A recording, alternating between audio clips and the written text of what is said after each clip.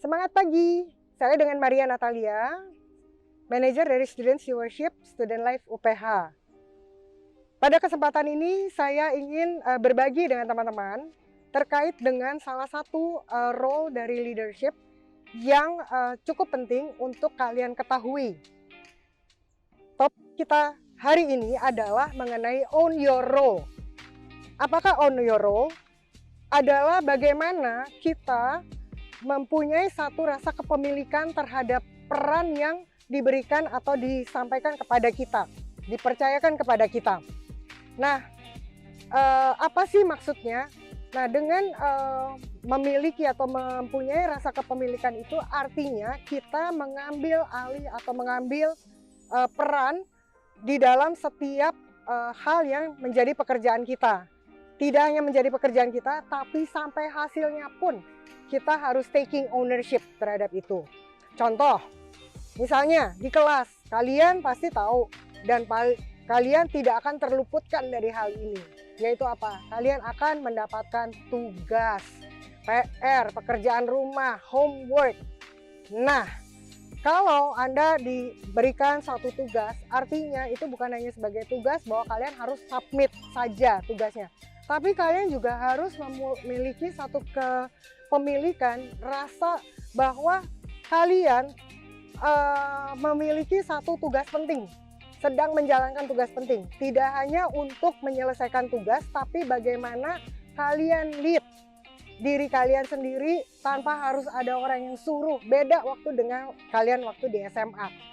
Sekarang kalian ada yang ngingetin, nggak ada yang ngingetin, kalian harus bisa memicu diri kalian sendiri, memimpin diri kalian sendiri dengan memiliki rasa bahwa ini adalah part of my responsibility, maka kalian harus lakukan itu. Ya. Nah, sekarang untuk tugas pribadi kita sudah selesai ya. Gimana kalau seandainya kita atau kalian dan saya mendapatkan tugas kelompok? Kita sebagai satu kelompok nih. Nah, kadang-kadang ada yang bisa memiliki inisiatif untuk memulai, ngajakin, yuk kita ngumpul, kita kerjain bareng online dan sebagainya. Tapi ada juga yang cuek-cuek aja tuh. Nah, dalam hal ini, pada saat own your role, itu artinya kalian taking ownership. Siapapun, kalian dapat bagian untuk yang menerjemahkan, kalian bagian untuk membaca, kalian bagian untuk membuat statistiknya atau perhitungannya. Masing-masing kalian take ownership terhadap apapun yang menjadi bagian kalian. Kerjakan bagian kalian tanpa harus diingatkan, tanpa harus disuruh. Kalian tahu timeline-nya kapan, deadline-nya kapan, kerjakan. Nah, itu adalah part of dari bagaimana kalian membangun diri kalian sendiri dan juga tim memiliki satu ownership terhadap apa? Terhadap peran yang kalian ambil.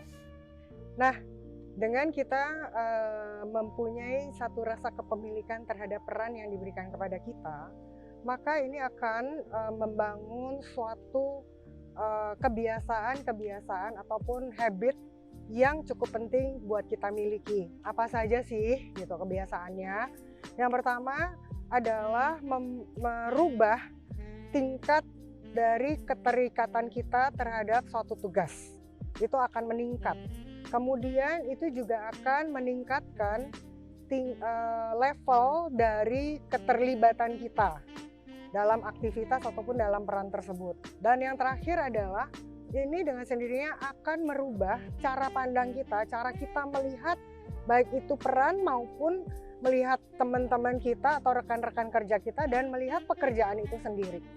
Di berikut ini ada beberapa saran atau beberapa tips cara di mana kita bisa membangun rasa memiliki terhadap peran itu dengan lebih baik. Yang pertama, yang pasti kita harus jelas dulu peran apa sih yang diberikan kepada kita atau yang menjadi tanggung jawab kita. Ya, caranya gimana? Kita harus cari tahu, bukan hanya terima saja. Misalnya diinstruksikan kamu akan menjadi koordinator kelas. Kamu harus tahu dulu, cari tahu kepada dosen ataupun pemberi tugas ataupun pemberi peran sejauh mana skop tugas ataupun peran yang harus kamu lakukan. Kedua, be diligent, harus rajin. harus punya semangat, harus punya kemauan untuk melakukan itu dengan sungguh-sungguh. Yang ketiga adalah show up with a bias for action.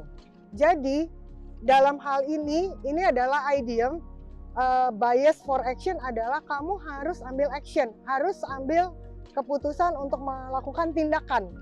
Jadi kalau seandainya ini adalah sesuatu yang tidak jelas, maka kita harus ambil sikap untuk ambil tindakan, ambil keputusan untuk bertindak. Yang keempat adalah finish what you start. Kita selalu dengar, pada saat UPH Festival juga kita lakukan. Pada saat kita berlari, kita harus sampai garis finish. Bukan untuk siapa menang atau siapa kalah, tapi untuk menyelesaikan apa yang sudah kita mulai. Kemudian follow through consistently. Jadi kita memang dalam satu proses melaksanakan suatu peran atau melaksanakan suatu tugas, maka secara konsisten itulah yang paling benar untuk kita lakukan. Kita lakukan secara konsisten sampai dengan akhirnya. Tiap tahapan kita lakukan dengan sungguh-sungguh, dengan kesungguhan hati. Yang keenam adalah make excellence the standard. Jadi kita juga selain tahu apa yang harus kita lakukan, dengan siapa kita mengerjakannya, kita juga harus tahu standarnya di mana. Level mana kita harus mencapai suatu outcomes itu. Hal yang penting juga adalah kita harus mengkomunikasikan apa yang menjadi tanggung jawab ataupun peran kita, scope atau lingkup dari tanggung jawab kita. Ke siapa? Ke teman-teman kita atau tim kita, agar mereka paham sebenarnya area apa saja, cakupan apa saja yang memang harus kita kerjakan dan menjadi tanggung jawab kita bersama. Bukan hanya tanggung jawab saya, tapi misalnya kita berdua nih, bertiga, berempat dengan teman-teman yang lain, bahwa kita di dalam satu tim. Misalnya saya ditunjuk sebagai PIC-nya atau sebagai koordinator, saya harus bisa menyatakan atau bisa menyampaikan cakupan tugas dan tanggung jawab atau peran kita yang diharapkan itu kepada teman-teman sekalian. Saya tidak simpan sendiri, tapi saya mengkomunikasikannya kepada teman-teman dan kita diskusikan supaya apa? Ownership-nya tidak hanya di saya, tapi juga di teman-teman sekalian.